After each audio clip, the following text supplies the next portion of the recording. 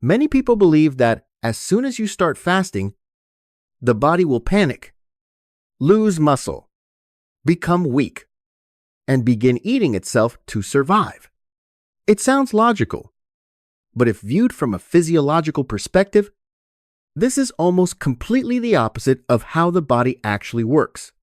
The human body does not react to the lack of food in a chaotic way, but according to an extremely precise priority system, like a survival algorithm that has been written hundreds of thousands of years ago.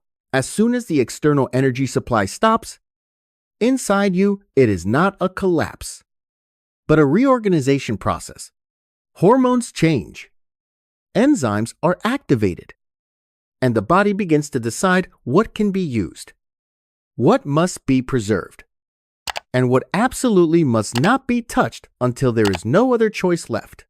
What surprises many people is that the body does not consider all tissues in the body to have the same value. There are things that are allowed to be consumed very early. There are things that are kept for a very long time. And there is one thing that the body will protect until the very last stage of survival. Not fat, not muscle, not even the thing that many people think is the most important. In metabolic studies spanning many decades, from controlled fasting experiments to physiological research under conditions of food shortage, scientists realized that the body always follows a very clear survival order. And this order is not decided by willpower, but by evolution. Imagine the body like a city that has been cut off from supply. When food is no longer available, it does not shut down the entire power system. It will cut the less important things first, reduce unnecessary activities, and keep the survival systems running as long as possible. In the first few hours, you barely notice anything, but inside, insulin levels begin to drop. The liver begins to release stored energy, and the entire metabolic system shifts from consumption mode to survival mode. This is the point that many people misunderstand about fasting. Fasting is not a state of lacking energy, but a state where the body switches to using internal energy sources. And the way it chooses that source is what determines what will happen to you. Studies in metabolic physiology show that the body always follows a very strict order when deciding what to burn first. Glucose is used first, then glycogen, then fat, and only when truly necessary does the body begin to use more protein. But even when protein starts being used, the body still has not touched the thing it considers the most important. There is a final layer of protection, a reserve source that the body will keep until there is no other path left. Understanding this protective layer is the key to understanding why fasting can be safe in many cases, but also why there are very clear limits that the body does not allow to be crossed. What is interesting is that most of the fear about fasting comes from the belief that the body is weaker than it actually is. We live in an environment where food is always available. So the modern brain assumes that not eating is immediately dangerous. But the human biological system was designed in a time when food shortage was normal. For tens of thousands of years, humans had to live through periods of unsuccessful hunting, harsh winters, or many days without a stable food source. If the body truly started destroying important parts as soon as food stopped, the human species would not have survived until today. So the real question is not, does fasting make the body weaker, but rather, when there is no food, what will the body protect the longest?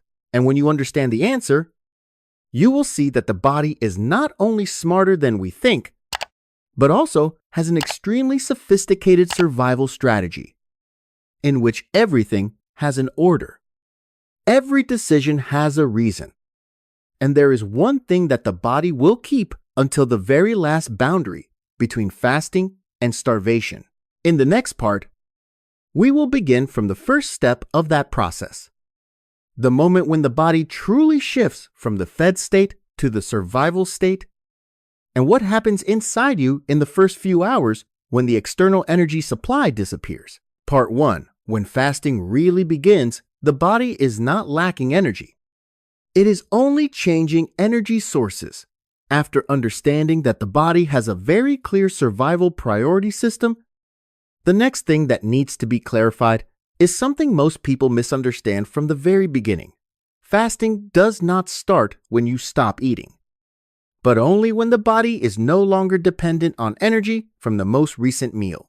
In metabolic physiology, the fed state and the fasting state are not separated by how long you have not eaten, but by hormonal signals, especially insulin.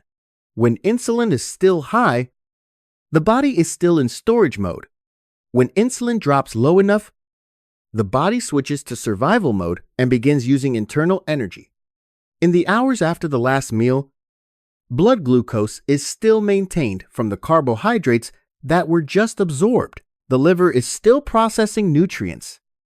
Insulin is still high enough to keep the body in a storage state. This is why many people think they are fasting. But in reality, the body has not yet switched to fat-burning mode. Only when insulin levels drop, glucagon rises, and the liver begins releasing glycogen, does the body truly pass the important metabolic point that researchers call the metabolic switch, meaning the switch from using external energy to stored energy. Glycogen is the first energy source mobilized during this stage.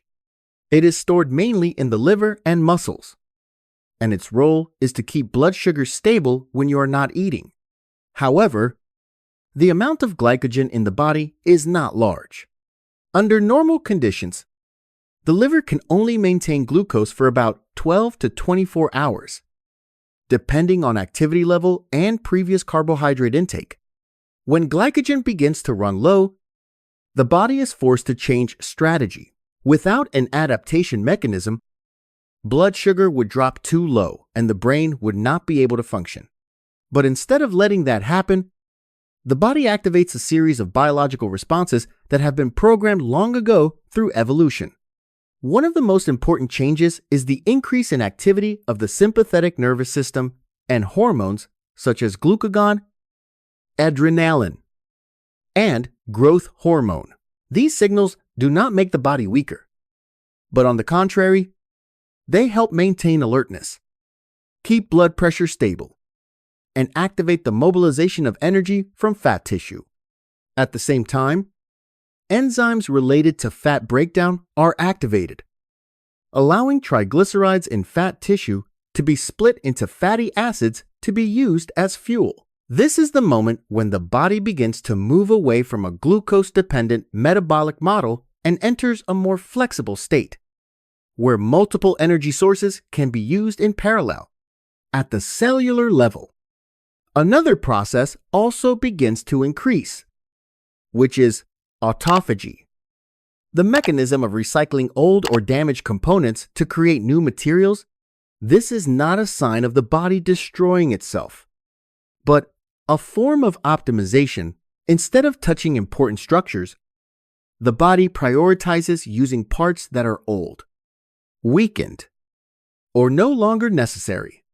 This mechanism is what allows the body to maintain function for long periods without having to sacrifice high-value tissues. All of these changes show that fasting is not a crisis state, but a tightly regulated state. The body does not burn energy randomly, but begins to reorganize the entire system according to a clear order. Glycogen is used first because it is designed for short-term situations. Fat begins to be mobilized because it is the long-term reserve. Protein is preserved because it is directly related to structure and vital function. And this order is what leads us to the most important part of the survival process, where the body must decide what can be sacrificed and what must be protected at all costs. In the next part, we will go deeper into that order, step by step, to see exactly what the body burns first, what it keeps the longest, and why this strategy determines human survival in conditions of food shortage. Part 2, the order of energy burning, a pre-programmed survival system once the body has passed the initial transition phase and truly enters the fasting state. A very clear biological rule begins to operate, which is that the body does not use energy randomly, but follows an extremely strict priority order. This order is not determined by willpower, not by eating habits, but by millions of years of evolution that selected the method, allowing humans to survive the longest without food. From a physiological perspective, the body is like a multi-layer energy management system, in which the easiest sources are used first, the more important sources are kept longer, and vital structures are only touched when there is no other choice left. The first source always used is the glucose circulating in the blood. This is the fastest fuel, the easiest to access, and it is used immediately after a meal ends. However, the amount of free glucose in the blood is very small, so it only lasts for a short time. Right after that, the body switches to glycogen, the storage form of glucose kept in the liver and muscles. Glycogen is designed for short-term food shortage situations because it can be released very quickly to keep blood sugar stable. But because the usage speed is high, glycogen is also depleted quite fast, usually within 1 day, sometimes sooner if activity is high. When glycogen drops, the body is forced to activate another strategy, one that is more stable, more efficient, and more suitable for prolonged energy shortage. That is when fat becomes the main fuel source. Fat is not used early because it requires more metabolic steps, but once mobilized, it becomes a very efficient source of energy.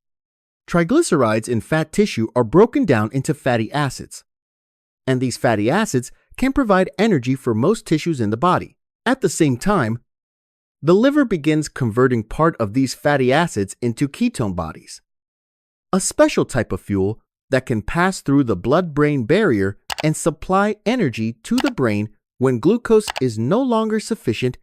This is one of the most important human adaptations, because if the brain could only use glucose, the body would have to break down a large amount of protein to maintain blood sugar, and that would make survival ability drop very quickly. Thanks to the appearance of ketones, the body can extend the period of fat usage and delay the need to touch protein. In this stage, many people think the body begins eating muscle. But in reality, metabolic studies show that muscle is strongly protected. Growth hormone increases, insulin decreases, and intracellular signals such as AMPK are activated to prioritize fat use instead of breaking down lean tissue. A small amount of protein is still used, but most of it comes from recycling damaged components through autophagy, not from destroying healthy muscle. This is why in many controlled fasting studies, muscle mass does not decrease as quickly as people imagine, while fat decreases clearly. This order shows something very important. The body always tries to preserve the structures with the highest survival value. Glucose can be used, glycogen can run out, fat can be reduced, but functional protein is kept as long as possible. And at this point, many people start to think that protein is the last thing the body gives up. But physiology shows the story does not end there. Even when the body begins to use more protein, it still has not touched the most important part.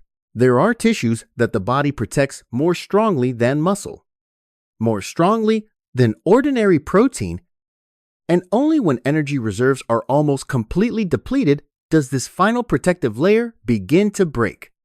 In the next part, we will go deeper into an organ that consumes a very large amount of energy, but is still not the last thing to be sacrificed, and understand why the body must change its entire metabolic strategy just to keep that organ functioning as long as possible. Part 3. The brain is not the last.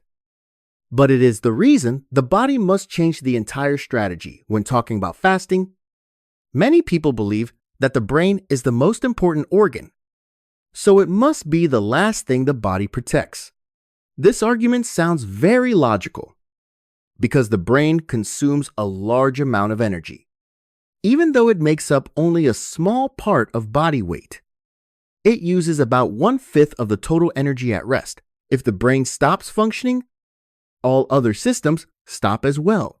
For this reason, in the first hours without food, the body prioritizes keeping blood sugar stable almost at any cost.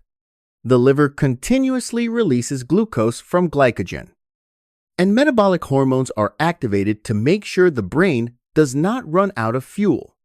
But the problem is that the amount of glycogen is not enough to feed the brain for many days. If the body continues to use glucose as the main source, it will have to create new glucose from protein through the process of gluconeogenesis.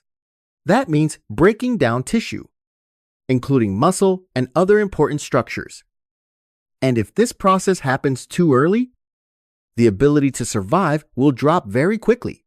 Because of this, the body is forced to find another solution, a type of fuel that can replace glucose for the brain without destroying tissues with high survival value.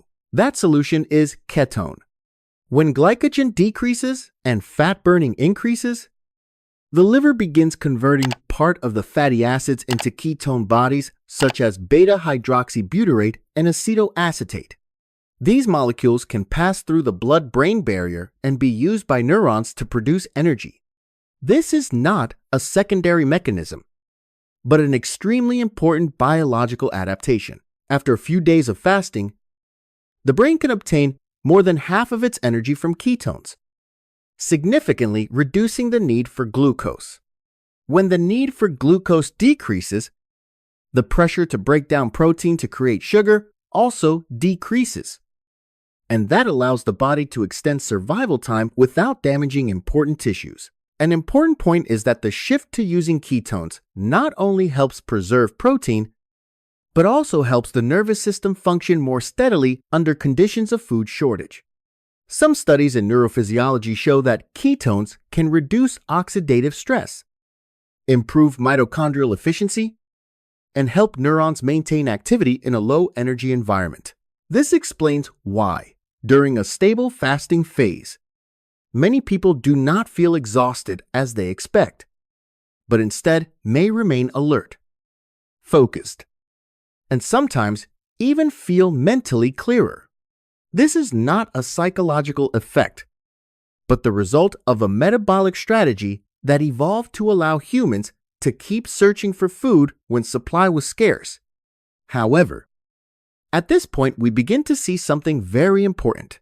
The body is willing to change its entire mode of operation, from hormones to enzymes to the type of fuel it uses, just to avoid breaking down high-value structures. It switches to fat to preserve protein, switches to ketones to preserve glucose, and slows metabolism to extend survival time. All of this shows that the brain is very important, but it is not the last thing to be protected. These complex changes exist to delay a moment the body does not want to reach, the moment when it is forced to use the essential proteins of vital organs. In the next part, we will reach the final stage of this survival system, where the central question is answered clearly when fat is reduced. When ketones are no longer enough, when the body has no choice left, what is the last thing it tries to preserve until the final moment? Part 4. The last thing the body protects, not fat, not muscle, but the protein of vital organs. When fasting continues long enough, the body has passed through almost all layers of the survival system. Glucose has been used, glycogen has been depleted, fat has become the main fuel.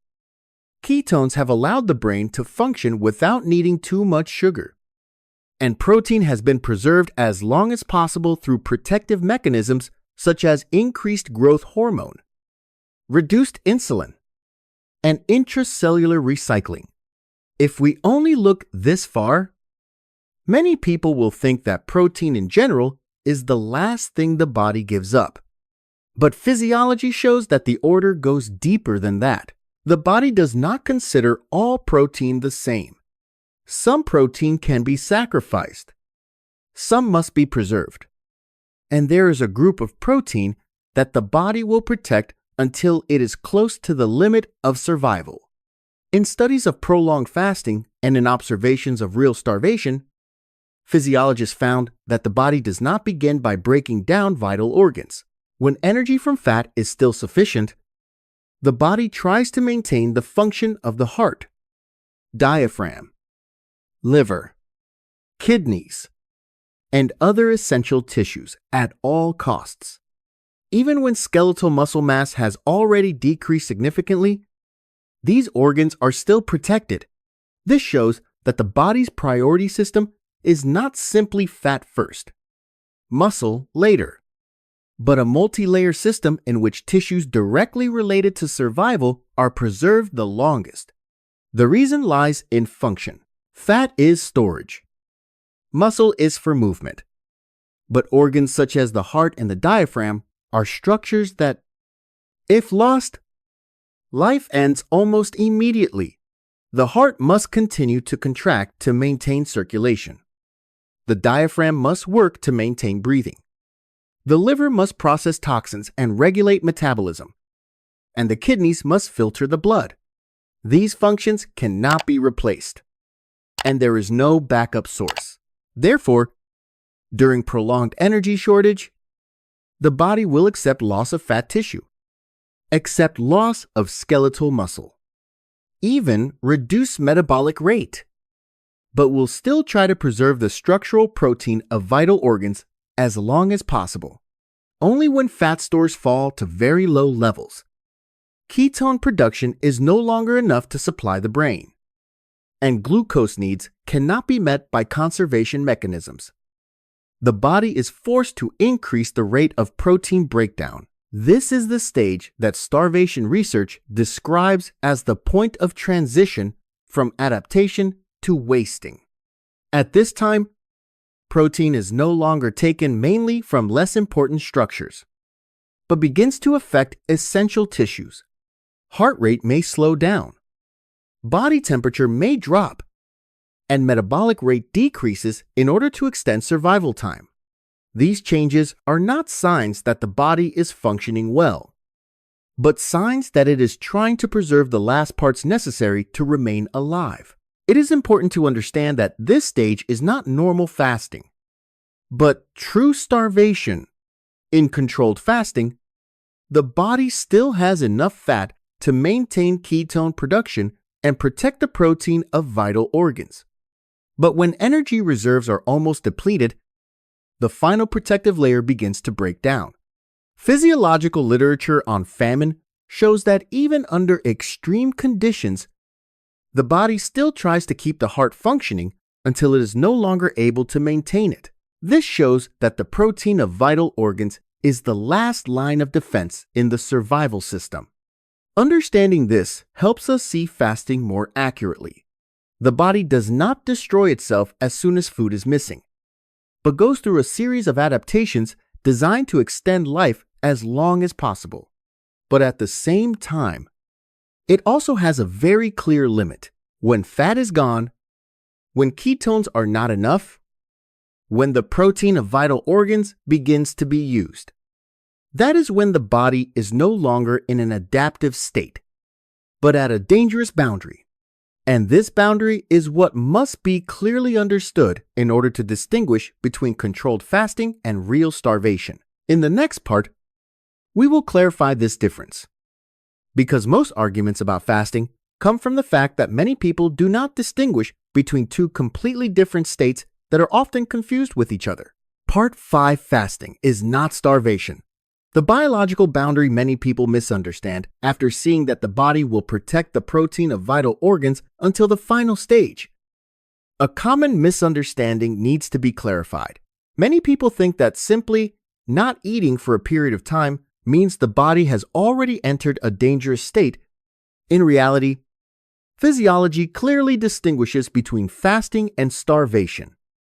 And these two states are not the same, even though both involve not eating. Fasting is a controlled adaptive state, where the body still has enough stored energy and can operate according to a survival strategy that has already been programmed. Starvation is a state of severe energy deficiency, when protective mechanisms begin to fail and the body is forced to use tissues that it would normally never want to touch. In fasting, the body still has fat to use, still has the ability to produce ketones, and still maintains hormonal balance that allows protein to be preserved. When insulin is low, glucagon rises. Growth hormone becomes higher than normal. Fat burning becomes strong and stable. Ketones provide energy for the brain, reduce the need for glucose, and therefore reduce the need to break down protein to create sugar. This is why in many studies on intermittent fasting, alternate day fasting, or controlled prolonged fasting, muscle mass does not decrease as quickly as people fear, while metabolic markers such as insulin sensitivity, inflammation levels, and energy utilization improve.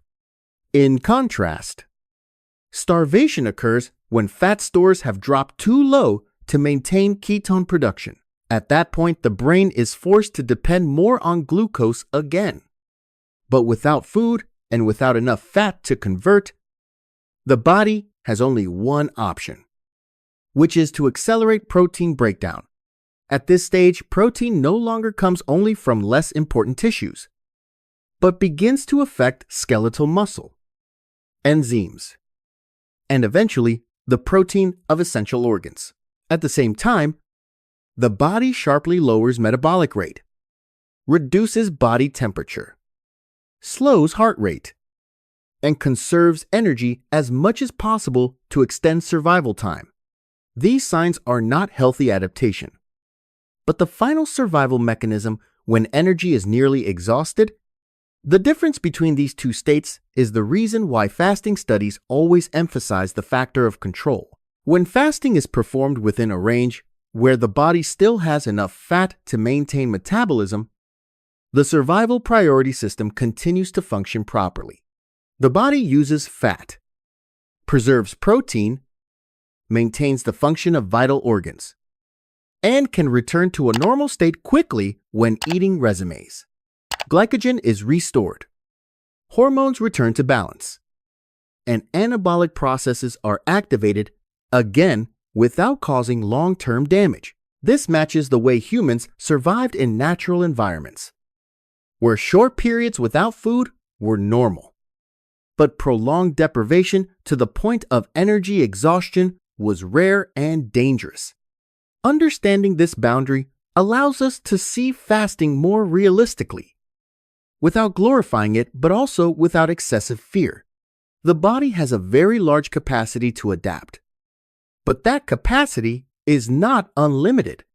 It was designed to survive temporary scarcity, not to live indefinitely without energy, and because of that, to fully understand fasting, we need to look at it in an evolutionary context, where the human metabolic system was built not for a life of constant food availability like today, but for a world in which food shortage was something that happened often. In the final part, we will look at this entire process from the perspective of evolution and modern biology, to understand why the body has this survival order, and what it tells us about how we should understand eating in modern life. Part 6. The lesson from evolution. The body was not designed to eat constantly, but to survive when food is scarce. When we look at the entire process from the moment food stops until the body is forced to use the last proteins of vital organs, we can see something important very clearly. The human metabolic system was not built for an environment of constant energy abundance like today. It was formed in a completely different context, where not having food for many hours, many days, or even longer was normal. In those conditions, individuals who could conserve energy switch to using fat, protect protein, and maintain the function of vital organs had a higher chance of survival over hundreds of thousands of years. These mechanisms were preserved and became a fixed part of human physiology today. The order we have followed, from glucose to glycogen, from fat to ketones, then to protein, and finally to the protein of essential organs, is not a random chain of reactions. It is a survival strategy optimized to extend life when external energy is no longer available. The fact that the body prefers to use fat instead of protein shows that fat is not excess, but a storage system designed for periods of scarcity. The fact that the brain can switch to using ketones shows that human biology evolved to reduce dependence on glucose when necessary. And the fact that the body protects the heart, diaphragm, liver, and kidneys until the final stage shows that the ultimate goal of the entire system is to keep the organism alive as long as possible, not to maintain body weight or preserve physical appearance. From this perspective, many metabolic problems in modern life become easier to understand. When food is always available, insulin is frequently elevated, and the body rarely has to use stored energy. The natural survival system is rarely activated. This does not mean that fasting is required, but it shows that the body was designed to be able to switch flexibly between the fed state and the state of using internal energy. This ability, in physiology, is called metabolic flexibility, and it is related to insulin sensitivity, fat burning capacity, mitochondrial function, and many other processes that directly affect long-term health. The most important lesson is not how long one should fast, but to understand that the body has very clear limits. When there is still enough fat, the body can adapt. When fat becomes too low, adaptation begins to weaken. When the protein of vital organs starts to be affected, that is no longer a normal physiological state. Understanding this survival order helps us avoid two common mistakes. One is thinking that skipping meals will immediately cause the body to collapse. The other is thinking that the body can tolerate unlimited energy deficiency without consequences. The truth lies in the middle, and physiology shows that the body is very intelligent, but it always operates within very specific rules. In the end, what makes fasting unique is not that it is a new method, but that it touches a very ancient mechanism in human biology. When there is no food, the body does not panic, but shifts into a mode that existed long before modern science. It reduces expenditure, uses fat, protects protein, keeps the brain functioning, and delays sacrificing the most important structures until there is no other choice. Understanding this not only helps us see fasting correctly, but also helps us understand more deeply how the body is designed to survive, adapt, and protect life under the harshest conditions.